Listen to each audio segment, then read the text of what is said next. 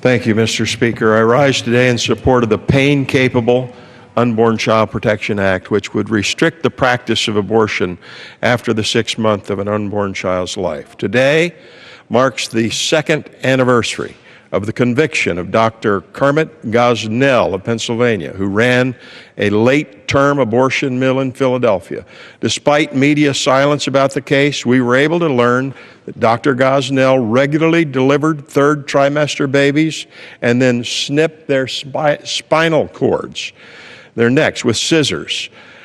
He used unclean instruments, spreading infections among the women he treated, hospitalizing many of them, if he even allowed an ambulance to be called. Most of his victims were poor. One mother, a Ms. Monger, died in the process. It seems that some members of this body want to regulate things like light bulbs and rainwater and farm dust, but leave women helpless before the Dr. Gosnells of the world, late-term abortionists driven by profit, undeterred by the painful death of countless innocent lives. We must protect these women and children by passing the bill. I yield back.